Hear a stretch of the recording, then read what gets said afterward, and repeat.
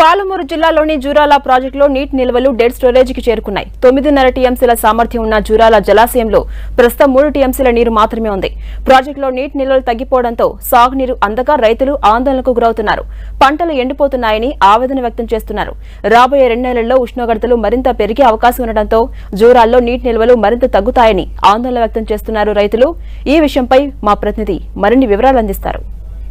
పాలమూరు జిల్లా వరప్రదాయంగా పేరుగాంచిన జూరాల ప్రాజెక్టు ఇప్పుడు ఒక ఎడారిని తలపించే విధంగా మారిందని చెప్పవచ్చు. మనం ప్రస్తుతానికి జూరాల ప్రాజెక్టు దగ్గర ఉన్నాము. జూరాల ప్రాజెక్టు పూర్తి నీటి మట్టం వచ్చేసి 9.5 టీఎంసీల సామర్థ్యం ఉండాల్సినటువంటి జూరాల ప్రాజెక్టు ఇప్పుడు ప్రస్తుతానికి 3 టీఎంసీల నీటికే పరిమితమైందని కూడా చెప్పొచ్చు. రోజు రోజుకు ఎండల తీవ్రతలు పెరగడంతోనూ ఒక్కసారిగా ప్రాజెక్టు అంతా కూడా డెడ్ స్టోరేజ్కి చేరుకున్నటువంటి పరిస్థితి అయితే కనిపిస్తుంది.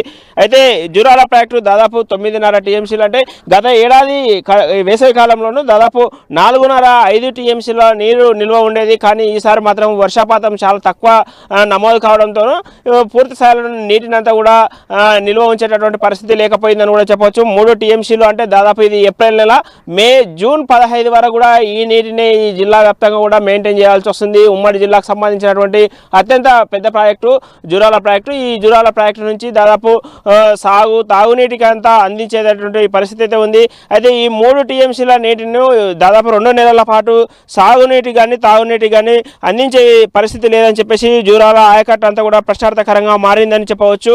అయితే మనం ప్రస్తుతానికి చూసినట్టయితే జూరాల ప్రాజెక్టు ఒక నిండు కుండని తలపించే విధంగా గతంలో వేసవి కాలంలో కూడా కనిపించింది. కానీ ఈసారి మాత్రము అందుకు పరిస్థితులు పూర్తి స్థాయిలో భిన్నంగా ఉన్నాయని కూడా చెప్పవచ్చు. అయితే దాదాపు ఎండల తీవ్రతలు రోజు రోజుకి పెరుగుతున్నాయి. దాదాపు 42-43 డిగ్రీల ఉష్ణోగ్రత నమోదవుతుంది. దీంతోనూ బోర్లన్నీ కూడా భూగర్భ జలాలన్నీ కూడా అడుగంటుకుపోతున్నటువంటి పరిస్థితి అయితే కనిపిస్తుంది. దీంతో ఎక్కడ చూసినట్టు ఉమ్మడి జిల్లా వ్యాప్తంగా ఇప్పటికే పంటలన్నీ కూడా ఎండ దశకు చేరుకున్నవి. ఓవైపు రైతులు ఆందోళన వ్యక్తం చేస్తున్నారు. ఎలాగైనా ఒక తడికైనా సాగునీరు అందించే విధంగా అధికారులు చర్యలు చేపట్టాలని చెప్పేసి చెప్తున్నప్పటికీ ఎగువ నుంచి ఏదైతే ఆల్మట్టి నారాయణపూర్ ప్రాజెక్టు నుంచి పూర్తి స్థాయిలోనూ ఆశించిన స్థాయిలోనూ గత ఏడాది వరద లేకపోవడంతోనూ కొద్దిపాటి వరద ఉండడంతోనూ ఇక్కడ నీటిని వినియోగించుకునేటటువంటి పరిస్థితి అయితే కనిపించింది. అయితే అదేవిధంగా పౌరోత్పత్తికి సంబంధించినటువంటి సమస్య కూడా ఇక్కడ ప్రశ్నార్థకరంగా మారిందని కూడా చెప్పవచ్చు.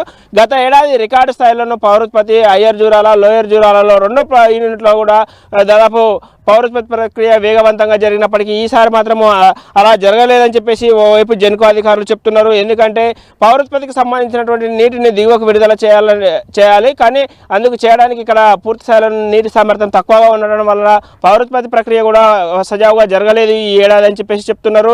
మరోవైపు తాగునీటి సమస్య కూడా కొన్ని గ్రామాల్లో ఇప్పటికే తాగునీటి సమస్య తలెత్తింది.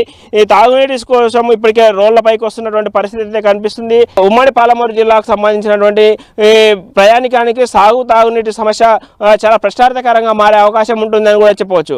ఇది కనున్నటువంటి తాజా అప్డేట్. కెమెరామెన్ లక్ష్మణ్తో రాఘవేంద్ర, 10 టీవీ, మహబూబ్నగర్.